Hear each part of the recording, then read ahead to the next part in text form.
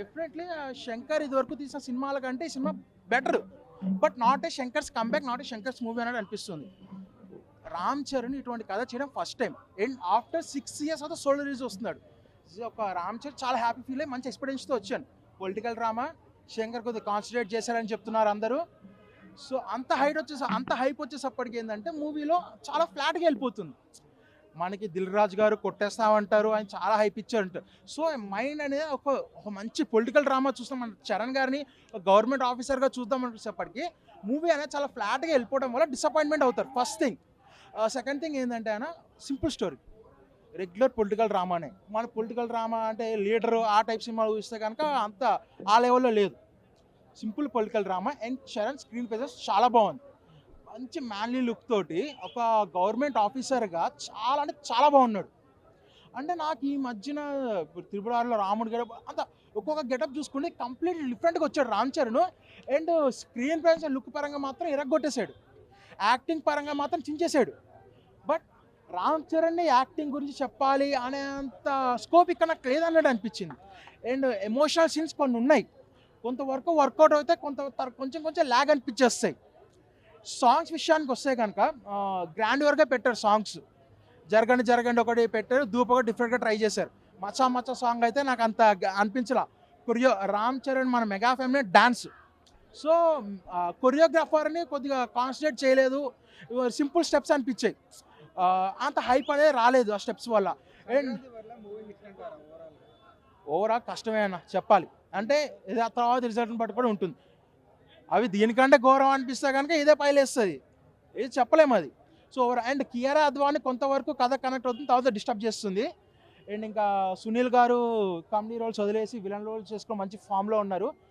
Comedy Sunil మనకు కనిపించకుండా villain roles చేస్తే చాలా బెటర్. శ్రీకాంత్ గారి స్కోప్ ఉంది. అండ్ ఎస్పెషల్లీ రామ్ చరణ్ తర్వాత మాట్లాడుకునే క్యారెక్టర్ లెవెల్ ఉన్నాయంటే ఎస్జే సూర్యన్, అంజలి గారు, వాళ్ళిద్దరు పెర్ఫార్మెన్స్ని పీక్స్ చేశారు. ఎమోషనల్ కంటెంట్తో వాళ్ళంతూ వాళ్ళు చేశారు.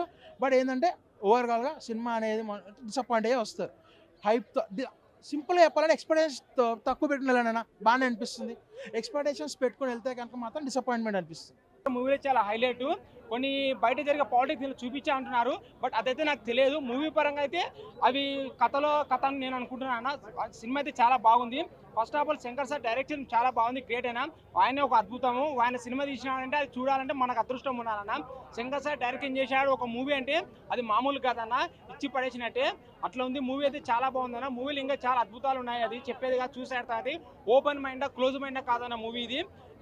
మన భారతదేశంలో పుట్టిన ప్రతి ఒక్క ప్రేక్షకుడు ఈ మూవీ థియేటర్కు చూడాలని కోరుకుంటా అన్న. ఎందుకంటే మూవీ అలా తీశారని శంకర్ సార్ అంటేనే ఒక అద్భుతం అన్న. ఆయన సినిమా తీస్తున్నా అంటే మామూలు కాదు. సీన్ పడినప్పటి నుంచి ఎండింగ్ వరకు గూజ్ బంప్స్ వస్తాయన్న. మూవీ అయితే ఇచ్చి పడేసిండు. ఇంకోటి మన ఇండియాలో ఏదైనా నెంబర్ 1 ఉన్నాడు ఓన్లీ శంకర్ సార్ వల్ల అయితే ఆయన. ఆ కాలంలో టెక్నిక్ లేనప్పుడు కూడా ఆయన జెంటిల్మెన్ ఒకే ఒకడు ఇలాంటి ఎన్నో గొప్ప సినిమాలు తీశారన్న. ఆయన ఏదైనా అద్భుతంగా తీశారన్న. గేమ్ చేంజర్ మూవీకి చాలా అద్భుతంగా తీశారు, చాలా అద్భుతంగా ఉంది. హీరోయిన్ కాదు బట్ ఎనీహో ఏదైతే కానీ శంకర్ సార్ డైరెక్షన్ మూవీ అయితే ప్రపంచం చూసింది. సినిమా అయితే చాలా బాగుంది. ఎస్జే సూర్య నట రాక్షసుడు పోయి ఆయన ఉన్నాడంటే సినిమా వేరే లెవెల్ ఉంటుంది. అలా ఇలా కాదు, అందరు సింహాల మీద సవారీ చేసి ఎస్జే సూర్య గాడిసల మీద సవారీ చేస్తాడు. అలాగుంది మనకి మూవీ. సినిమా సందేశం శంకర్ సార్ తీసుకున్నా అంటే సందేశం అంటే భారతదేశం ఇండియా బాగుండాలి, బాగుపడాలి, ఒక గొప్ప మెసేజ్ ఉంటాయి. సందేశం అనేది ఒక గుడ్నెస్గా ఉంటుంది, అది మనం చెప్పేది కాదు, అది ఒక ప్రతి ప్రేక్షకుడు మూవీ చూస్తే తెలుస్తుంది. త్రిపుల్ ఆర్ గురించి నాకు తెలియదు భయ. ఆఫ్టర్ రంగస్థలం గురించి అయితే 2020 గేమ్ చేంజర్ రామ్ చరణ్ ఇచ్చి పడేసాడు. ఆయన యాక్టింగ్ పుట్టిందే వాళ్ళ మంచులో కాబట్టి వాళ్ళకి యాక్టింగ్ పెద్ద విషయం కాదు భయ. రామ్ చరణ్ యాక్టింగ్ వేరే లెవెల్ చాలా బాగుంది.